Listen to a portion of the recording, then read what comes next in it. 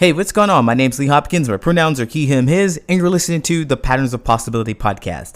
This is a podcast dedicated to helping you replace harmful patterns with new possibilities. In each episode, we'll explore topics that inspire you to be yourself, live your truth, and make lasting friendships. In this episode, I want to talk about what it means to be a little angry, what it means to be over your friendship, what it means to be reactive. Are you ready? Let's go.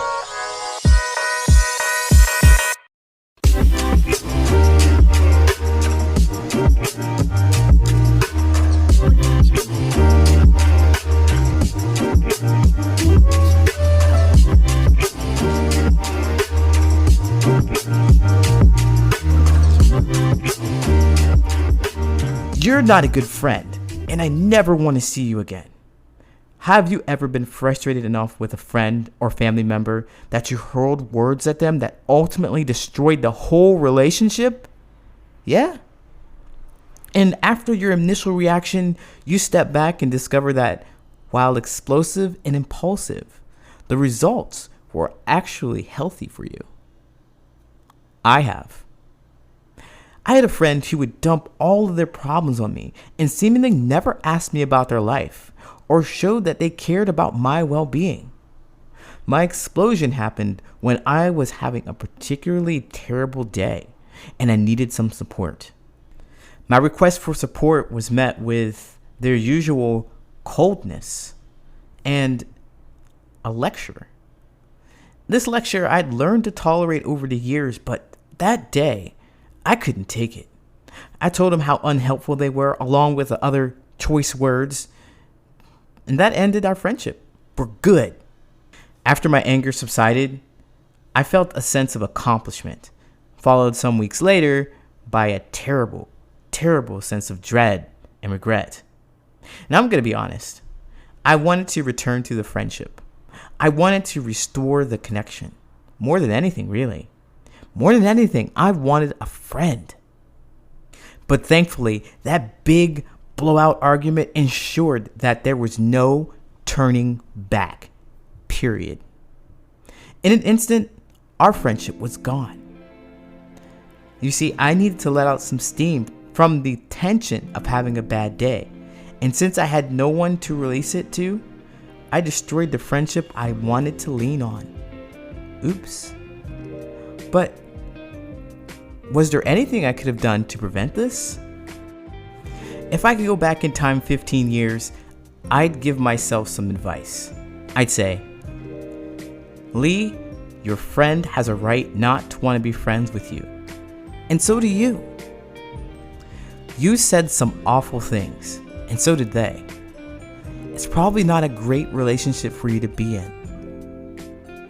Now, take this experience, learn from it, and move forward.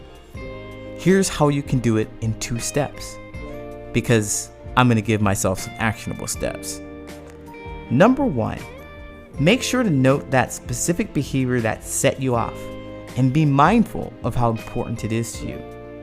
In this case, it was the feeling of not being able to share with him, not being able to open up. It was frustrating to you, and it made your anger flare up even more. Number 2, be sure to express how important that specific behavior is to you and your friend. Make sure you do this in times when you are not emotionally charged. This way you can set your expectations on a friendship with a clear mind. In this case, you may have wanted to talk to your friend another time about how you want to be supported, how you want to open up to them, and how they can do that for you, what that looks like for you. But this time, you didn't do that, and it's okay. I am much kinder to myself now than I would have been then. 15 years ago, that would have been really great advice for me to carry on throughout my relationships. But I've learned it now. And it was a hard lesson to learn. But thankfully, I know how important self-expression is after experiencing many more blow-ups and friendship breakups over the years. My point is that sometimes we have knee-jerk reactions that sometimes show up really ugly.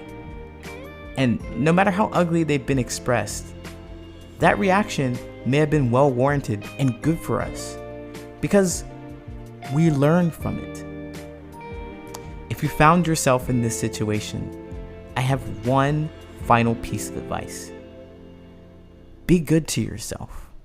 You are learning every single day.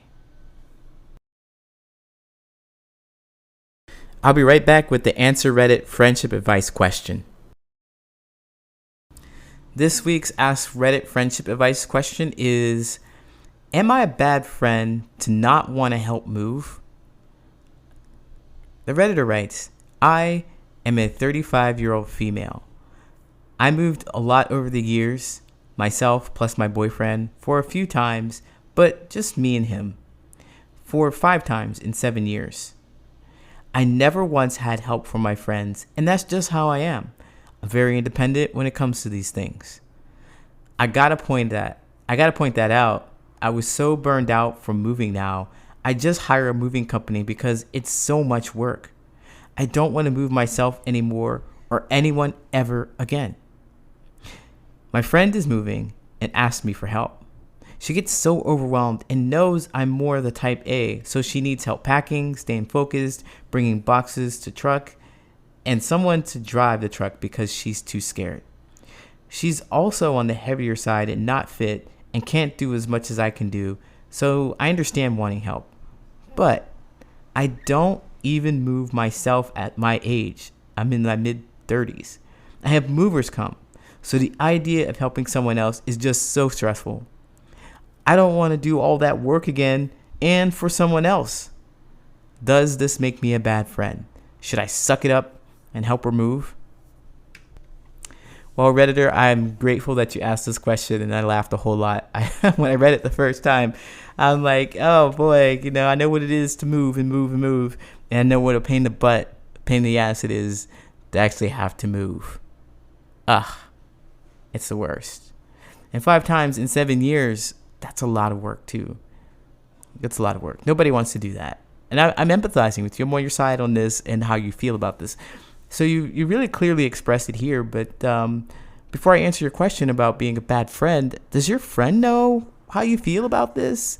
Does your friend know about your experiences moving and how you are? You said that she knows that you're a type A person and you want things to be done a certain way. Does she know that you're tired of moving things at all? I mean, if you're close friends, I imagine that you'd be close enough if you are helping each other move, or if maybe you've known each other a long time. But if she knows you, she would know these little intricate details about you and your life. And moving a lot is something that you would share with your friend. Like, hey, I moved, how'd it go? What happened? The movers, this and that. It's something that you would talk about. It was something that your feelings would be known. They would know your feelings about that. So I wonder how close of a friendship that you have with them if they don't know about you moving. They don't know about your experience moving. And I'm looking at that specific point because if they do know, how dare they ask you? Honestly, how dare they ask you? That's how I feel about it on that side. I'm like, how dare they ask you to move after all of the frustration that you have with doing this and how your personality type is and so forth. How dare they? So I'm in your corner as far as understanding your experience, but I wonder if they understand your experience. And that makes all the difference in deciding whether you're a bad friend or not. Actually, let me just go ahead and answer that question. I don't believe that you're a bad friend. No, for not wanting to move. You set a certain limit of standards for yourself, and you can adhere to those standards. You don't have to do anything that you don't want to. If you decided to move and it is not in your spirit to want to move to help, you are going to be resentful and angry about the fact that you did this for your friend. It's something that you don't even want to do for yourself. So I'd recommend that you share your experience and how you feel about moving in particular. You don't want to do it, and these are all the reasons why. A good friend would understand that and respect that. They may be hurt, they may be upset, But here's where your friendship will survive. This is how you show that you're friends. It's what happens in the next moments. You can help them if you so desire. Find a moving company or find something else, an alternative that will help them in their situation. Come to some kind of compromise if you really want to help. But do not move if you don't believe that you want to. Do not move if you're not going to do it with absolute joy in your heart. Joy in your heart for your friend. I don't think you will. So don't move. Don't move them. But it's important to be honest and open with them, and in a low emotional state too. It seems like it's already like kind of trying to ask you to move in the first place, because holy moly, you've moved so many times and you might have some frustration. But don't let this build. Be sure to talk to them about what you will do and how you can help, how you are available to help. Best of luck to you. Thanks for asking your question. I know that you didn't ask me to answer it, but I did. And so I hope this helps you a whole lot. Best of luck. Take care.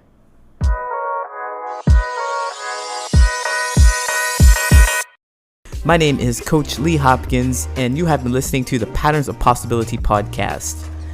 You can find me at patternsofpossibility.com and on all social media at Patterns of Possibility. And as always, I want to encourage you to be yourself, live your truth, and there you'll make lasting friendships.